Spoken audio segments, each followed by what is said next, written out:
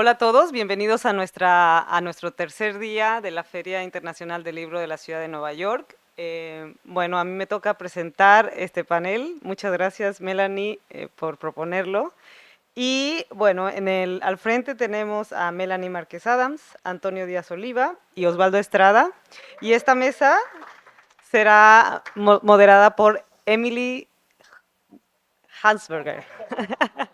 Bienvenidos. ¿Me escuchan? Yo me escucho a mí misma. Buenas tardes, gracias por estar aquí, gracias por aceptar la propuesta y estamos muy felices.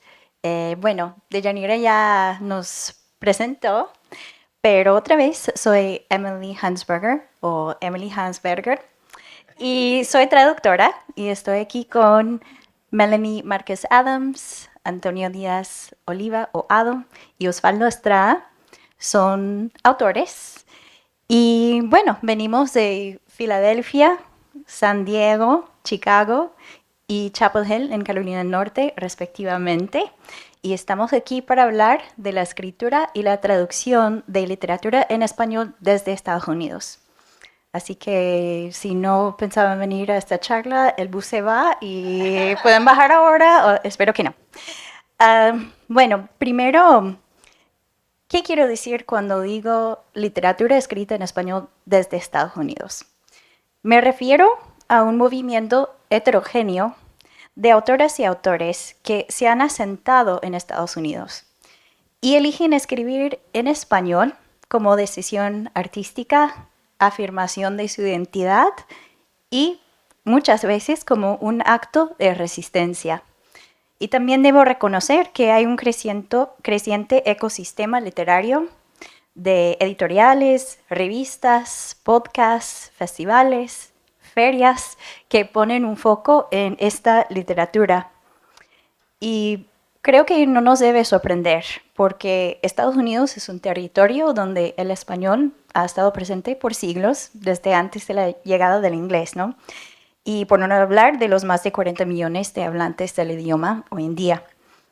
También es un territorio donde hay una producción cultural y artística en español, desde la música hasta el podcasting, el periodismo e incluso la literatura. Y personalmente, yo llevo toda una vida fascinada por las diferentes dinámicas que rodean el español en Estados Unidos. No solo como un idioma vital y vibrante con una gran comunidad diversa de hablantes, sino también como un símbolo de identidad, un trebejo político y mucho más. Y quisiera empezar esta conversación con mis colegas con una historia personal que sirve, espero, para ilustrar por qué me fascina también la literatura escrita en español en Estados Unidos. Bueno, volvamos al año 1999, cuando hay una ansiedad generalizada sobre la llegada del nuevo milenio. Es noviembre, pero no hace frío, porque estamos en el sur de Florida. Mejor dicho, la Florida del Sur. Porque es cierto que esta zona particular del estado, anclada por la ciudad de Miami, es casi como un estado distinto, incluso un país distinto del resto de Florida. Yo soy estudiante de escuela secundaria, es decir, high school. Y estoy cursando una clase avanzada de español. El internet está en pañales y su conexión se da por las líneas telefónicas. Pero aún así, se desata un fenómeno mediático que hoy en día le llamaríamos una historia viral. Un niño de 5 años realizó el viaje de 90 millas en bote desde Cuba hasta llegar a las orillas de Florida, pero perdió a su madre en las aguas del Atlántico. Su familia en Miami quiere que el niño se quede con ellos y su padre en Cuba quiere que su hijo regrese. Tanto el Miami Herald como The Palm Beach Post publican reportajes en español e inglés sobre el caso del niño. Y todos los medios, sin importar el idioma, aprenden a pronunciar bien el nombre Elian González. El niño cumple 6 años, entramos en el nuevo milenio y presencio con horror las repercusiones de choque entre una tragedia familiar, un sistema migratorio obsoleto, la geopolítica internacional y la opinión pública.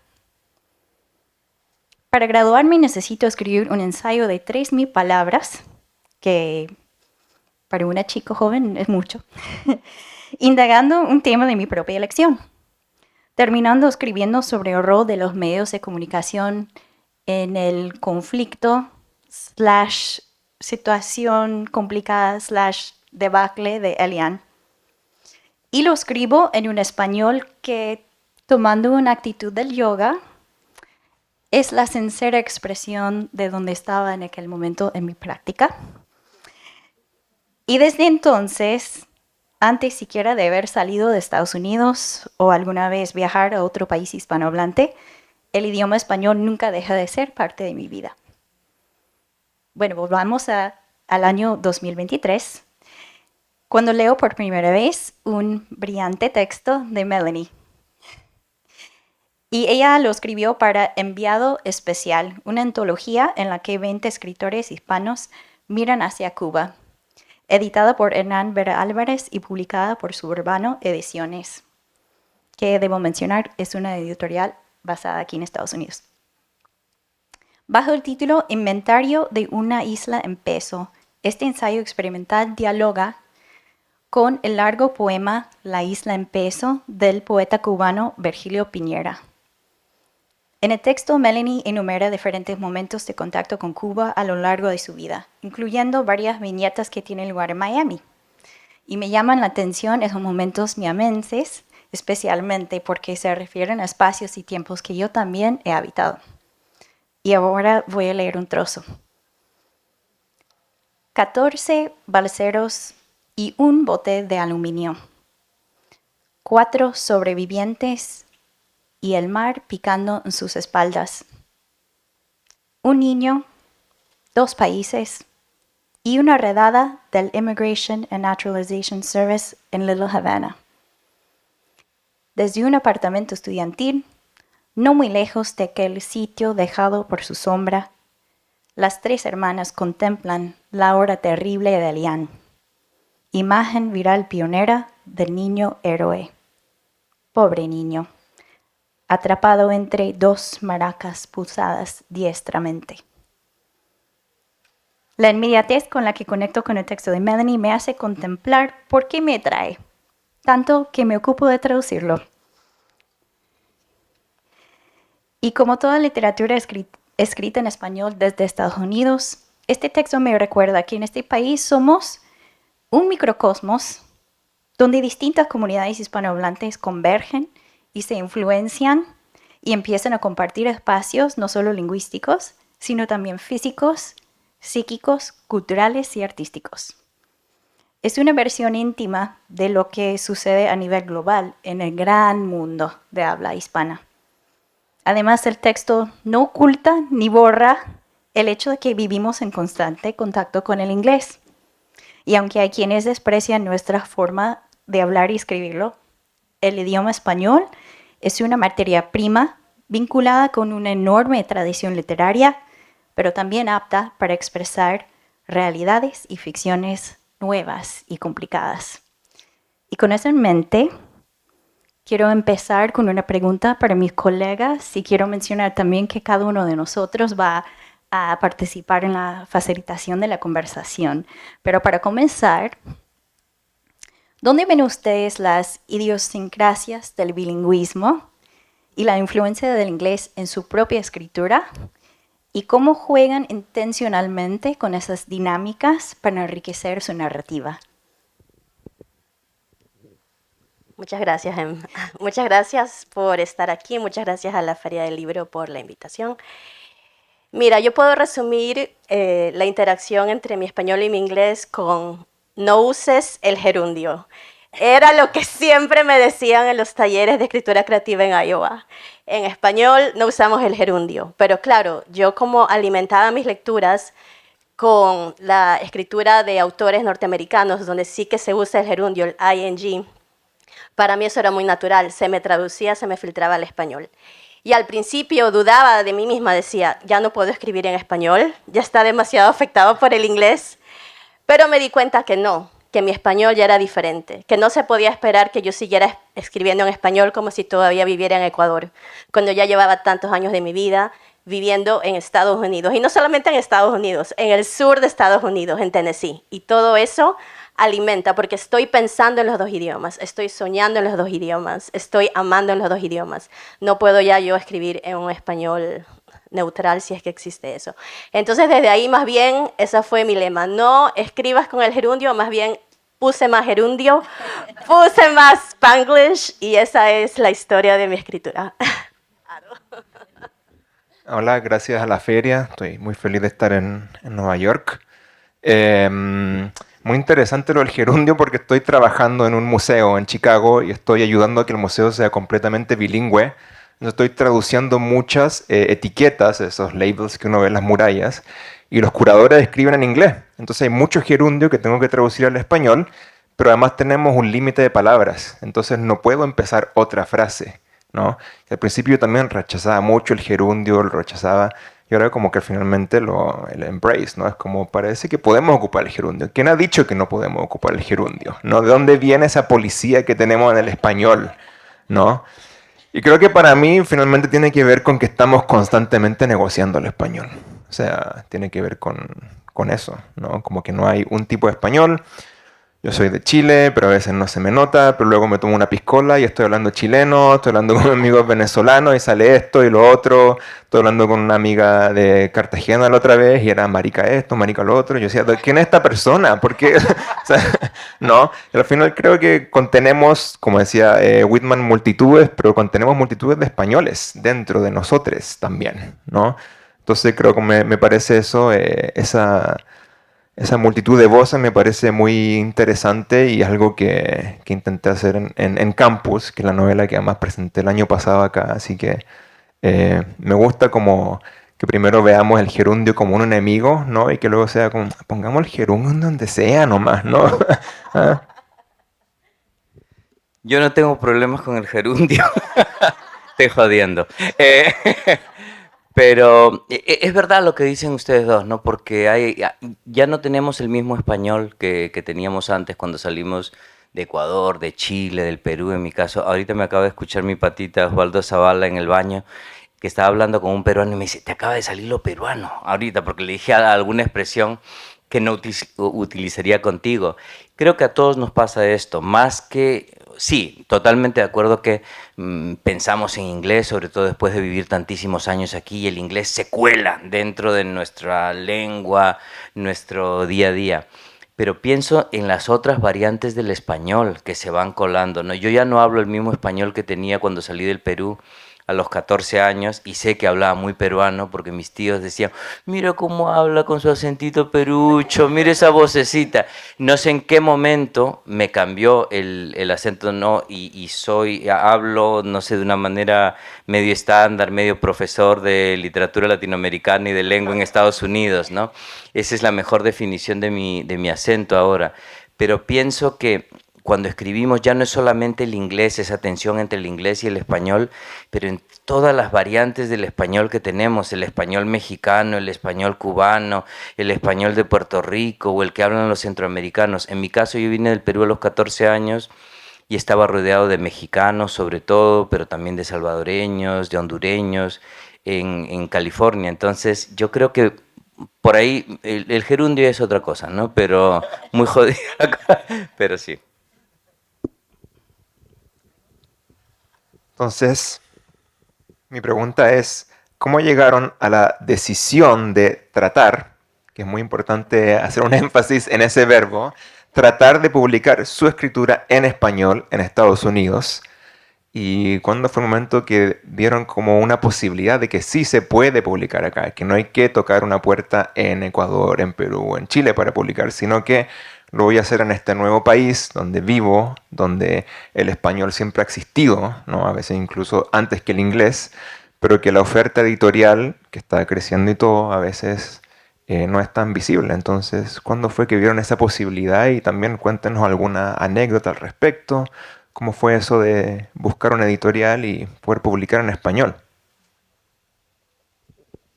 Esto no lo saben ustedes, pero Ado ha dictaminado quién debe ir primero. Entonces he tenido que revisar mi teléfono porque esta me toca contestarla a mí primero. Es interesante lo que dices. Yo tal vez tengo una historia un poquito diferente a la de mis compañeros porque vine tan chico a los Estados Unidos.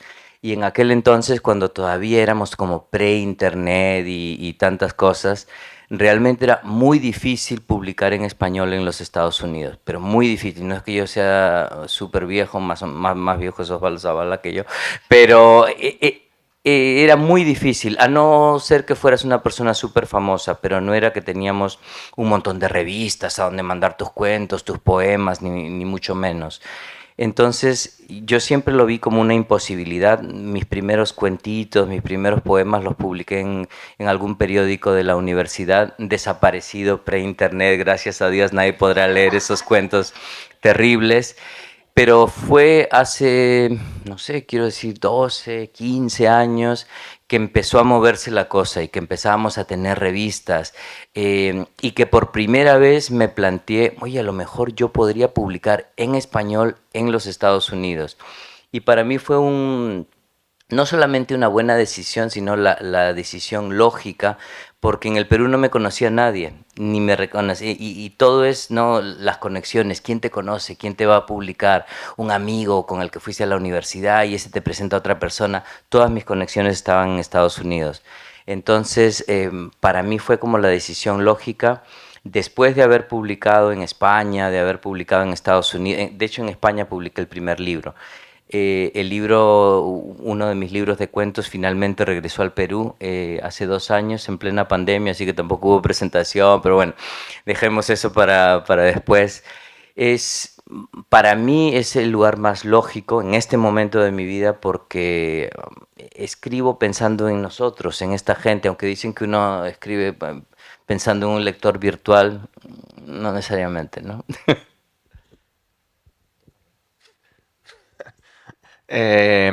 Bueno, yo vine acá a Nueva York a hacer la maestría en NYU, la maestría en escritura creativa en español. Y de hecho la primera vez que publiqué acá en Estados Unidos es gracias a alguien que quiero mencionar, que es Antonio Muñoz Molina, que muchas veces estuvo presentando acá, porque teníamos una clase que se llamaba Diario de Nueva York. Y durante todo el semestre hicimos un diario de vida de lo que nos pasaba en Nueva York y luego lo leíamos y qué sé yo. Y Antonio quería que hiciéramos una antología y nosotros le dijimos, no hay dónde publicarla. Y Antonio dijimos, publiquémosla nosotros. Y fuimos a McNally Jackson, diseñamos el libro y se publicó, ¿no?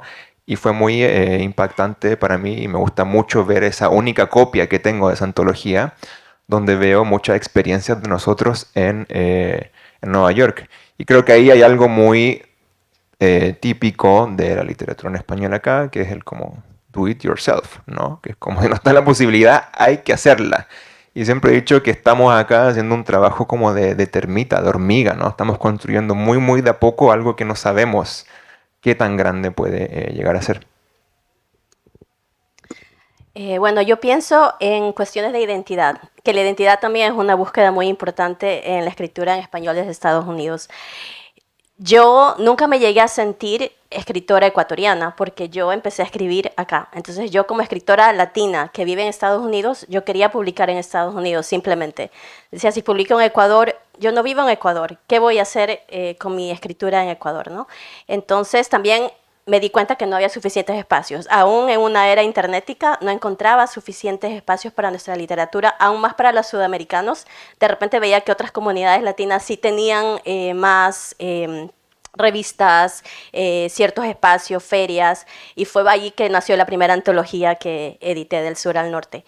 Y bueno, y a partir de ahí también fue esta búsqueda, esta negociación de mi identidad. Estoy siempre entre ser escritora ecuatoriana. Siempre que me invitan, por ejemplo, me acaban de publicar un cuento en una antología de narradoras ecuatorianas y yo no me lo creía. Y yo, de verdad, ¿puedo ser escritora ecuatoriana? Siempre estoy como, tengo que pedirle permiso a alguien para sentirme escritora ecuatoriana, latina, latinex, latinoamericana. Siempre están, pues, diferentes facetas de mi identidad en constante negociación, a veces en conflicto, pero creo que de ahí pues surge escrituras, historias muy interesantes. Además también está que lo que yo empecé a escribir en mi no ficción, que yo lo llamo crónica, pues no es algo que en Latinoamérica todavía se vea como si tú no eres periodista, no puedes escribir crónica. Lo que yo escribo más bien es no ficción creativa, ensayos personales, que todavía en español no lo tenemos bien definido, ¿no? Entonces también acá yo encontré una revista que se llama Viceversa, que también pues está atada a Nueva York, donde de repente vi que estaban publicando este tipo de textos, no textos sobre la ciudad, textos así que no tenían por qué ser periodísticos, sino más bien creativos, pero de no ficción. Entonces por ahí empezó mi camino de por qué publicar acá en Estados Unidos. Uh-huh. A mí me toca la 3. Es interesante que estamos aquí en una feria del libro en español en Nueva York, y hay otras en Chicago y en Miami y todo, pero seguimos siendo una literatura minoritaria en muchísimos sentidos, ¿no? Y podemos entrar en este debate luego. Pero me gustaría preguntarles a mis compañeros aquí, ¿qué creen ustedes que podríamos hacer nosotros como autores, como editores en algunos casos, para que nuestra literatura llegara a más lectores? Dicen que somos como 60 millones de latinos los que vivimos en Estados Unidos. Somos más en realidad, porque cuando van los del censo, claro, viven 20 personas en un departamento, no todos declaran que viven ahí, ¿no? Pero yo creo que somos mucho más de 60. De esos 60, a lo mejor 40 millones dicen que hablan el español, más o menos, ¿no? A lo mejor es menos que eso. ¿Qué podemos hacer para llegar a más lectores?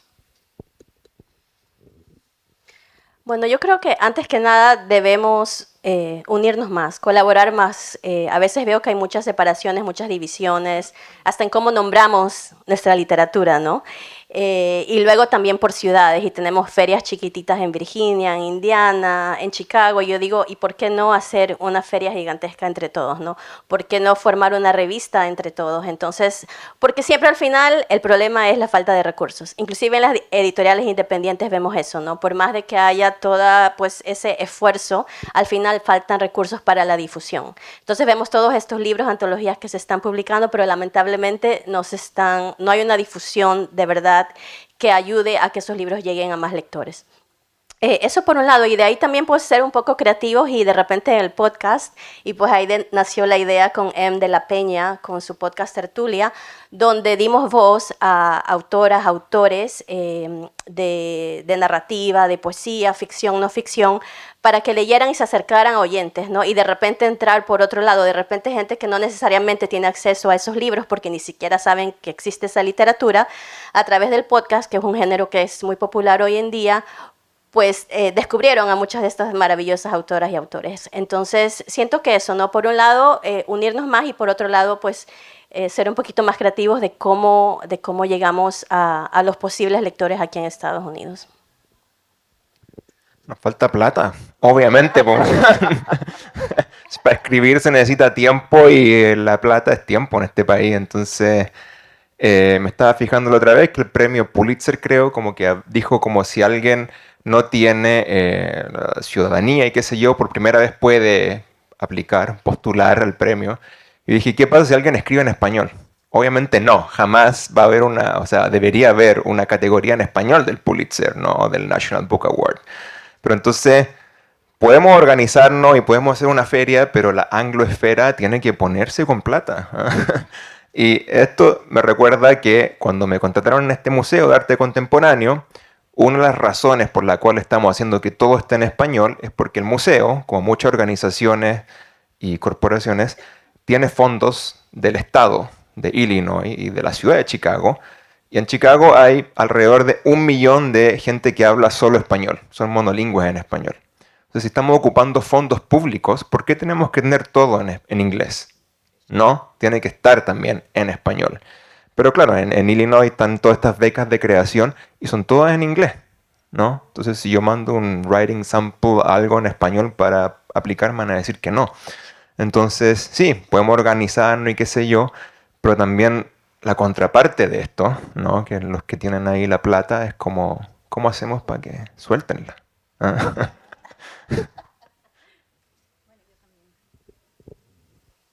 Quiero agregar algo. Ah, creo que es importante decir que también los escritores latinx que escriben en inglés enfrentan dificultades para publicar sus obras, como vimos hace unos años con la campaña de Nidal Literaria, ¿no? Y en otros espacios he hecho la pregunta como, ¿y qué hacen las grandes casas editoriales para llegar a lectores hispanohablantes? Y mi percepción es que no han hecho su investigación de mercado, porque siempre la respuesta es que no, el enfoque es en religión, crecimiento personal y ese tipo de libros. Y pienso que falta de expectativas, que bajas expectativas, que falta de cuidado, de interés, ¿no? Entonces tal vez por el otro lado hay un tipo de campaña o petición de público, ¿no? Que se puede hacer para que se expanda la oferta. Y otra cosa que creo que sería interesante, por ejemplo, en Filadelfia, donde vivo, hay varios programas en escuelas públicas de doble inmersión lingüística. Entonces son para niños que vienen de, o sea, hogares donde hablan español en casa, para que sigan desarrollando su español al mismo tiempo que aprenden el inglés. Y son futuros lectores. Son lectores ahora de literatura infantil, pero ya entrando, o sea, en los grados superiores van a empezar a querer más historias donde se pueden identificar. Y también vinculado a eso, yo creo que la publicación de ediciones bilingües puede ser interesante también, pensando en dos charlas de ayer sobre los podcasts bilingües como La Brega, que hizo, o sea, su feed de podcast tenía una versión en cada idioma de cada episodio. Y fue algo muy intencional que diseñaron para llegar no solo a puertorriqueños en Puerto Rico, sino también a la diáspora. Y también hizo un comentario Yolanda Arroyo Pizarro, que ella se resistía a que su libro Las Negras se tradujera al inglés. Pero después de la traducción tuvo una experiencia para ella como muy placentera de poder compartir su escritura hasta con miembros de su propia familia que solo hablaban inglés. Entonces yo creo que hay conversaciones entre generaciones que se pueden tener con versiones bilingües de los libros, ¿no? Okay, me toca a mí la pregunta. Bueno, esta pregunta primero para Em. ¿Qué implica traducir estas obras al inglés y cómo se diferencia de traducir una obra escrita en español desde Latinoamérica o España? Bueno, la verdad, cuando empecé a conocer a personas como estas grandes colegas y empecé a explorar el mundo de la literatura escrita en español desde Estados Unidos, como traductora estaba muy pendiente y tenía, o sea, una preocupación de no restarle algo ese esfuerzo de difundir literatura en español. Yo no quería que mi traducción al inglés le quitara un poco de poder o esa resistencia. Yo dije, o sea, yo tengo que colaborar y ser solidaria y mi traducción tiene que participar en ese acto de resistencia o esa afirmación de identidad o lo que sea. Y bueno, al final yo creo que sí vale la pena y creo que el mero hecho de ver, por ejemplo, en una revista como The Southern Review, totalmente en inglés, pero que publican traducciones en cada número, o sea, translated from the Spanish, es una señal importante porque dice, esto valió la pena. Esto está en inglés porque alguien pensó que valió la pena traducirlo.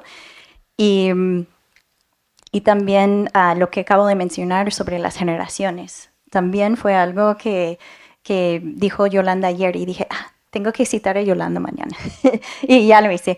Pero o sea, pensando en las diferencias, mencioné espacios y tiempos compartidos, ¿no? Y hay diferencias y no hay diferencias, ¿no? Porque con cualquier texto, con cualquier escritor o escritora, hay que tener en cuenta o sea, la cultura de fondo, los detalles que tienen que ver con la historia y la política a veces, el estilo propio, expresiones, elementos lingüísticos, y todo eso tiene que ver con cualquier texto.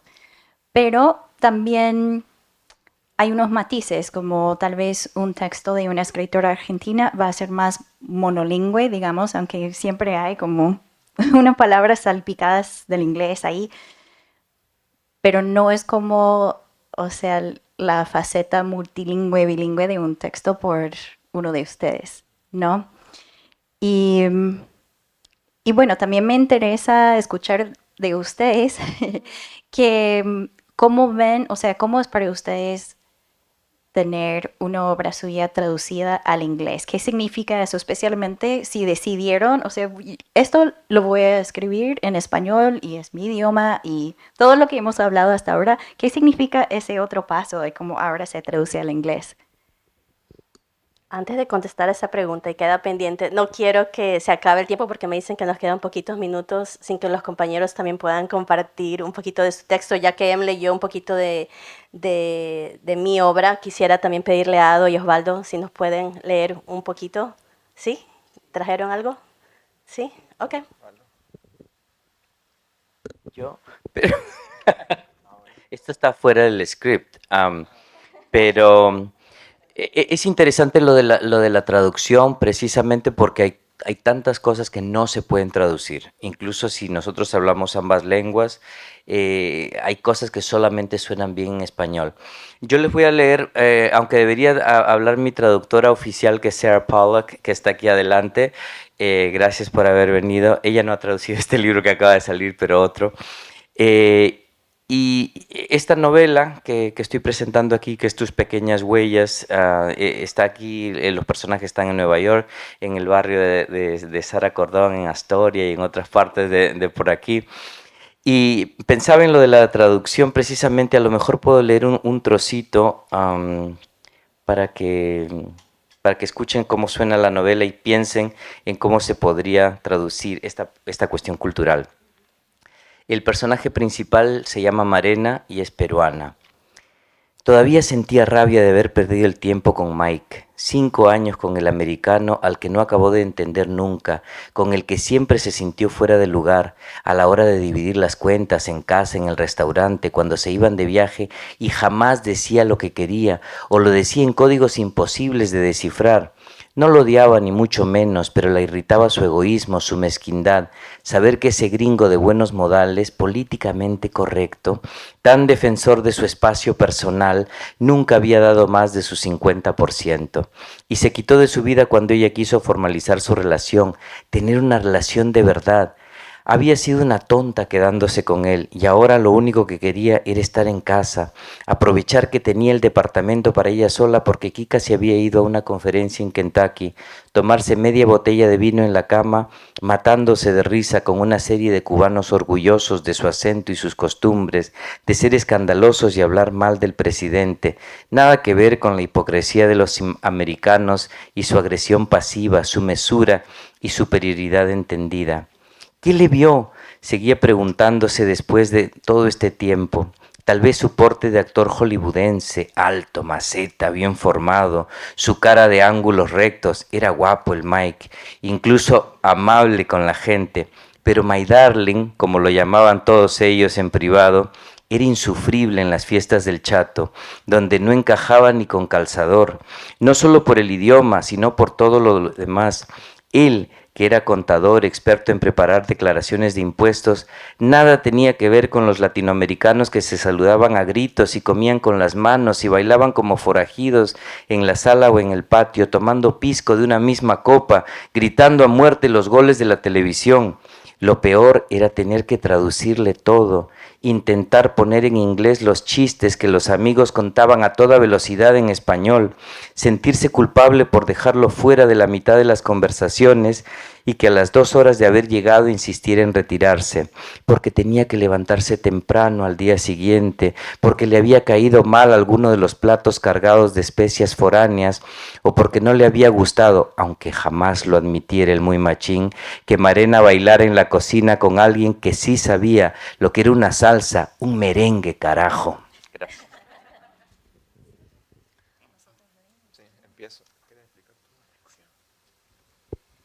Bueno, ahora antes de recibir algunas preguntas del público, si hay tiempo, Ado y yo vamos a hacer una lectura entrelazada de un texto que, bueno, las partes en inglés no son una traducción directa, digamos, pero esto salió del proceso de traducción de una parte de su última novela, Campus, aquí. Entonces vamos a leer juntos ese trocito. Entonces, Campus, que es una novela, que es una sátira sobre la academia, empieza de la misma manera cuando uno ve la página web de un departamento español y uno ve los profesores y sus áreas de especialización, ¿no? El mexicanista, el peruanista, el no sé qué, ¿no? El nombre, donde estudió, el mail de contacto. Entonces, la versión en español la hemos traducido al inglés y hemos puesto algunas cosas extras. Entonces voy a leer una biografía en español y luego Emily va a leer una en inglés. La universidad se llama Pepsodent University, a todo esto. Entonces, bueno, la primera profesora se llama Raquela Landaeta. Áreas de especialización: castrismo, chavismo, castrochavismo, Nicolás Maduro, castrochavismo, madurismo, hegemonía, poshegemonía, posposhegemonía, Slavoj Žižek, poshegemonía. Alejandro Garza. Academic interests include the Spanish Civil War, Francoist aesthetics, memory, post-memory, Pedro Almodóvar, Rosalía's reggaetonification, Piqué and Shakira studies, post-Piqué and Shakira studies, coordinator of the Churros y Chocolate summer program in Toledo, Spain. Mateo Toro Franco. Áreas de especialización: latín, jesuitas globales, Papa Francisco, violencia política en el nombre de Dios, brujas, el problema de Dios, misticismo cristiano, la Biblia va a Hollywood. Bárbara Montejo. Academic interests: the Spanish Golden Age, Sor Juana Inés de la Cruz, Don Quixote, Santa Teresa Ávila, convents and creativity, the sexuality of steel armor, Game of Thrones, theory and praxis, director of A Farewell to Arms, an educational program for combat veterans. Jerónimo Copi. Áreas de especialización: animalismo, bioética, porno dictaduras, porno dictablandas, ecocrítica, menemismo, neoperonismo, conurbano, estudios utópicos y estudios ambientales. Salvador Allende González. Academic interests: neoliberalism and historic memory, literary self-victimization, the baby Pinochet generation, what Neruda would watch on Netflix, what Huidobro would watch on Hulu, Pedro Pascal Daddy Studies, coordinator of See You at the Border TM summer program in Tucson, Arizona. Sara Picota. Áreas de especialización: Caribe flemático, Gabo Studies, 100 años de Soledark, vampirismo, neo-barroco, Latinoamérica gótica, emo, punk, alter latinidad, Mariana Enríquez Studies. Fabio Santos. Academic interests: Clarice Lispector Studies, Tropicalia, Aphorisms in Bossa Nova, Soccer and Socialist Theory, White Cultural Titillation Vis-a-Vis Carnival, Lulaland, Bolsonarchy, January 6-2 Brasilia Edition, coordinator of the Caipirinhas y Pau de Queijo summer program in Rio de Janeiro, Brazil. Susana Arcadia. Área de especialización: Porfiriato, Literatura Mexicana, Juan Rulfo, Nafta, Zapatismo, Octavio Paz Studies, Valerio Licelli Studies, Narcoestéticas, AMLO, PRI, PIM, PAM, PUM. Esa parte me mata. Joe Radaport. Academic interests: ethnography, ethnology, indigenism. Rigoberta Menchú, Coca Leaf Apologetics, Intercultural Utopias, The Metaphysics of Woven Tiles, White Guilt Studies, Interdisciplinary Backpacking, and coordinator of the Myth of Mestizaje Summer Program in Guayaquil, Ecuador. ¿Tenemos tiempo para preguntas? No. Ok. Disculpen. Muchas gracias.